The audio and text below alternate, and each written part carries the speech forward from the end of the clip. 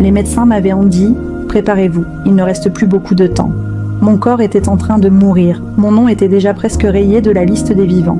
Mais un soir, seul, faible, condamné par la médecine, j'ai cliqué sur une prière sur YouTube. Et ce soir-là, la mort a perdu. Silence de 2 secondes. Ne partez surtout pas, parce que ce que je vais vous raconter n'est pas une théorie, c'est un miracle.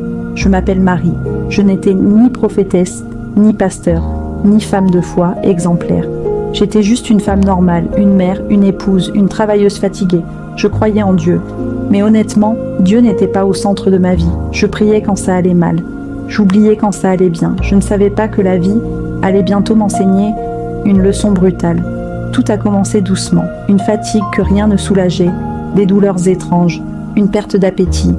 Je me disais, ça va passer. Mais ça ne passait pas. Les examens médicaux se sont multipliés.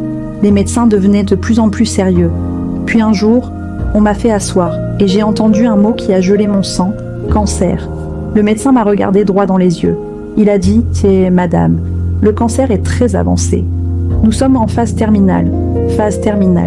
À partir de ce moment, je n'étais plus une patiente à guérir, mais un corps à accompagner vers la fin.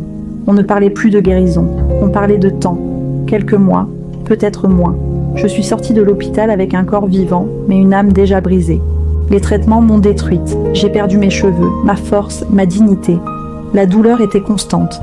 Les nuits étaient longues, les pensées étaient sombres. Je regardais mes enfants dormir en me demandant « Qui prendra soin d'eux quand je ne serai plus là ?» Je priais, mais mes prières étaient des cris. « Seigneur, pourquoi moi?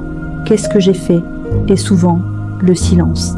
Un soir, seul dans ma chambre, j'ai compris que je n'avais plus la force de lutter. La douleur était insupportable, même les médicaments ne faisaient en plus effet. J'ai dit « Seigneur, je suis fatiguée ». Je ne demandais plus la guérison, je demandais juste que ça s'arrête. Et c'est là, au moment où tout semblait fini, que Dieu est intervenu. J'ai pris mon téléphone, sans but précis, et je suis tombée sur une vidéo en direct.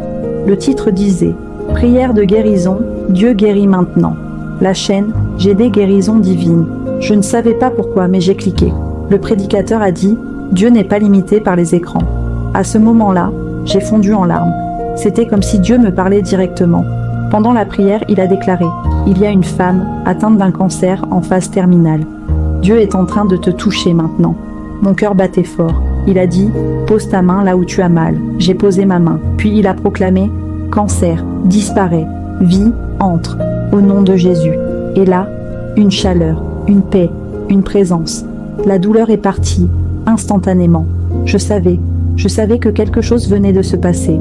Le matin suivant, je me suis levée seule, sans douleur, sans aide. Les infirmières n'en revenaient pas. Moi, je souriais. Je disais, Dieu m'a visité cette nuit. Les examens ont été refaits. 1 fois, 2 fois. Le médecin était troublé. Il a dit, c'est médicalement inexplicable. Les tumeurs avaient disparu. Le cancer n'était plus actif. Quelques semaines plus tard, rémission totale. Aujourd'hui, je suis vivante. Mais surtout, je suis transformée. Ma foi n'est plus tiède. Elle est vivante. Je témoigne, je parle, je proclame. Parce que ce que Dieu a fait pour moi, il peut le faire pour toi.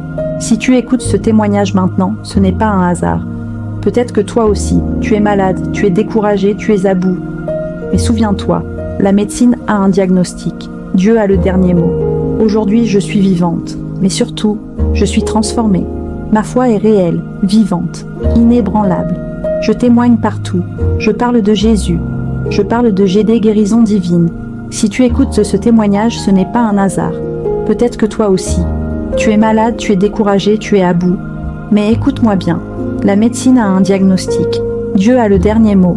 Là où tu es, pose ta main là où tu as mal. Seigneur Jésus, je déclare la guérison maintenant. Que toute maladie quitte ce corps, que toute douleur disparaisse, que la vie entre. Reçois maintenant. Au nom de Jésus. Amen. Je suis la preuve que la mort n'a pas toujours le dernier mot.